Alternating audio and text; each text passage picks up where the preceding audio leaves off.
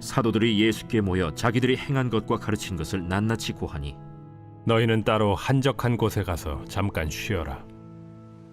이는 오고 가는 사람이 많아 음식 먹을 겨를도 없음이라.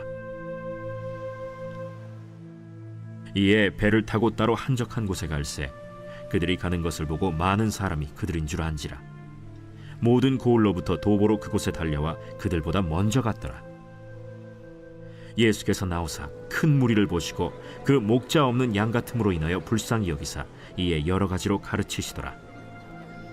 때가 저물어 가매 제자들이 예수께 나와 이것은 빈들이여 날도 저물어 가니 무리를 보내어 두루 촌과 마을로 가서 무엇을 사 먹게 하옵소서. 너희가 먹을 것을 주라.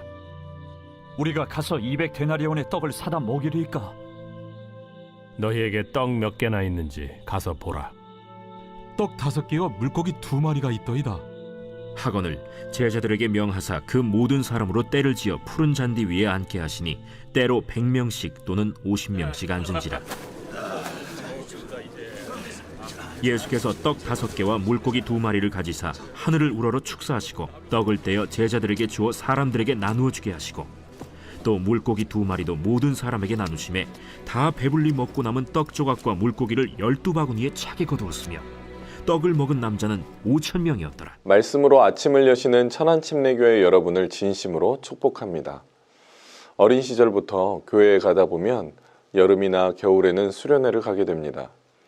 수련회 어느 날 하나님께서 부으시는 은혜를 맛봅니다. 말씀 중에, 기도 중에 하나님을 만납니다. 감격의 눈물을 흘리고 죄인된 나의 모습을 깨닫습니다. 이제 더는 세상의 가치관대로 살지 않겠다고 하나님의 말씀대로 살겠다고 다짐합니다. 그런데 수련회를 다녀온 지 일주일도 채 되지 않았는데 이전의 모습으로 돌아옵니다. 눈물, 콧물 쏟아내고 진짜 하나님께서 살아계시다는 사실을 인정했는데 어느 순간 갑자기 하나님이 계시지 않는 것 같습니다. 앞에 계신 목사님이, 전도사님이, 부모님이 나를 가스라이팅한 것 같습니다. 돌이켜보니 나는 착한 아이라서 부모님께 효도하기 위해 믿는 척 했을 뿐입니다. 하나님이 살아계시다고 착각했던 것 같습니다. 오늘 본문이 참 위로가 됩니다. 예수님의 제자들은 얼마 전까지만 해도 예수님께서 권능을 주셔서 복음을 전하고 권능을 행했으며 병자들을 고쳤습니다. 마을을 두루 다니며 선교 여정을 마치고 사역보고와 나눔까지 흠잡을 곳이 없었습니다. 완벽한 수련회였고 완벽한 선교였습니다. 그런데 예수님께서 남자만 5,000명에 달하는 인원에게 빵을 나누어 주라고 말씀하시자 제자들은 당황해야 합니다. 예수님이 계시지 않는 곳에서조차 기적을 행하고 기적을 살아냈으며 기적이 일상인 삶을 살았던 제자들인데도 넘어져서 실패하고 맙니다. 예수님은 실망스러운 제자들의 모습에도 혼을 내시지 않습니다. 사람들을 식사하게 하려면 200데나리온이나 필요하다며 합리적이고 이성적인 사고로 무장한 제자들에게 예수님은 기적을 경험시켜 주십니다. 예수님께서 직접 음식을 나누어 주지 않으시고 오히려 제자들의 손을 통해 기적을 살아내게 하십니다. 지난 예배 때 받았던 은혜가 오늘은 없다고 좌절하지 마세요. 나의 믿음이 이전과 같지 않다고 실망하지 마세요. 하나님이 믿어지지 않고 형식적으로 예배를 드리러 나왔어도 고민하지 마세요. 하나님께서는 여러분을 정죄하지 않으십니다. 오히려 더 큰 은혜를 준비하시고 더 큰 성령님의 임재를 경험시켜 주시며 더 큰 믿음을 허락하셔서 흔들리지 않게 붙들어 주실 것입니다. 예수님께서는 여러분의 실패보다 더 큰 기적을 예비하고 계시며 우리의 손을 통해 그 기적을 살아내게 하십니다. 초대교회 예배의 형태는 특별했습니다. 초대교회 예배는 예찬과 애찬으로 구성되었습니다.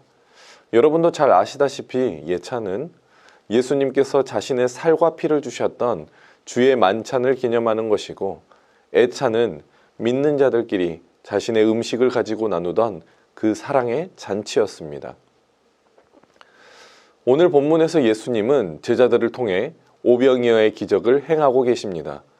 오병이어는 단순하게 기적을 통해 먹을 것을 주셨다는 내용으로 끝나는 의미가 아닙니다. 예수님께서는 현실적으로 죽을 수밖에 없는 병들고 귀신 들려 부정하며 연약하고 불쌍한 자들을 향해 육신의 빵을 주셨습니다. 또한 영적으로 죽을 수밖에 없는 목자를 잃은 양과 같은 큰 무리를 불쌍히 여기셔서 그들에게 생명의 말씀을 주셨습니다.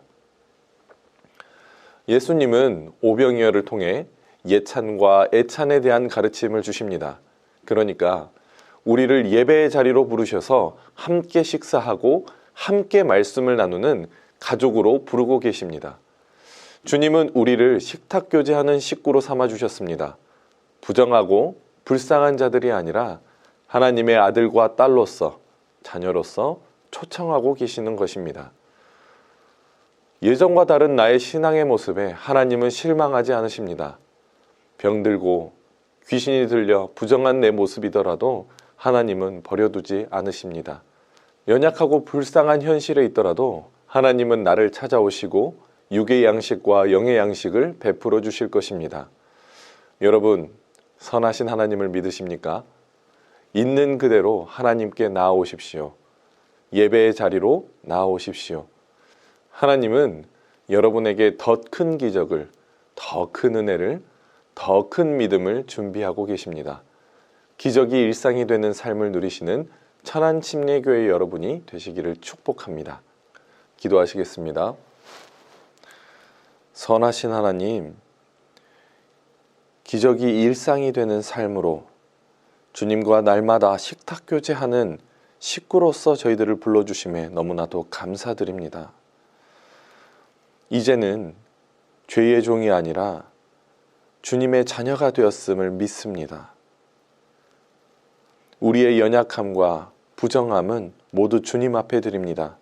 주님께서 주시는 그 은혜로 날마다 새롭게 하여 주시옵소서. 살아계신 예수님의 이름으로 기도드렸습니다. 아멘.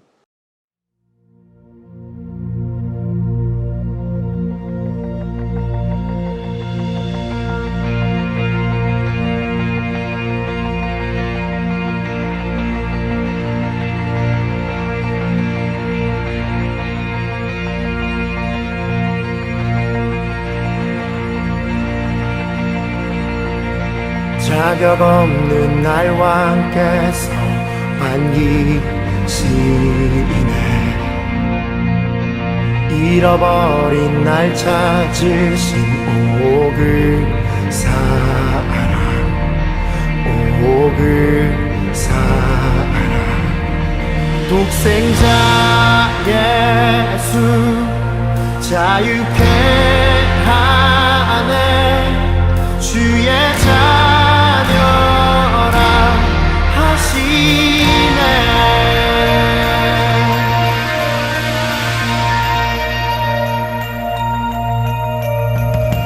내 모든 죄 대속하신 주의 은혜.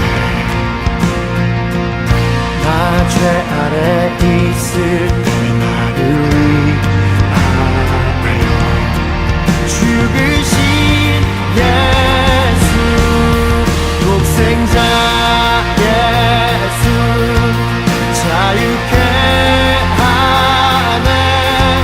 주의 자녀라 하시네. 아버지 집에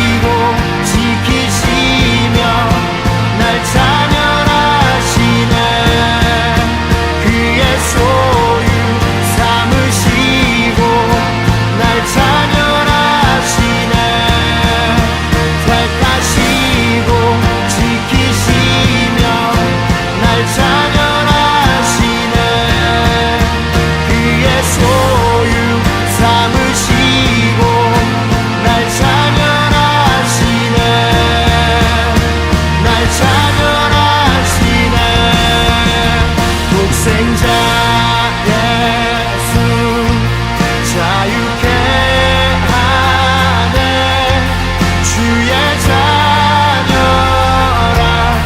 하시네.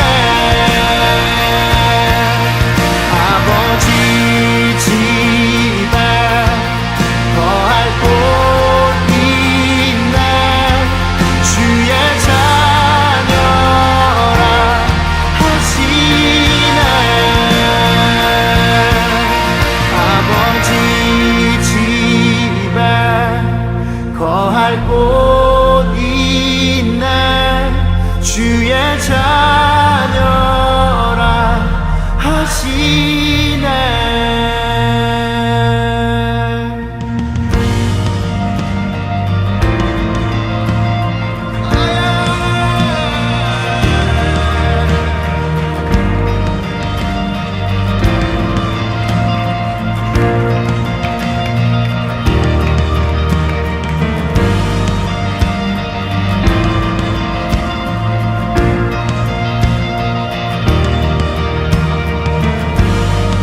우리가 이 시간 아들과 딸로서 찬양합니다. 주께서 택하시고 지키시며 날 자녀라 하시네. 그의 손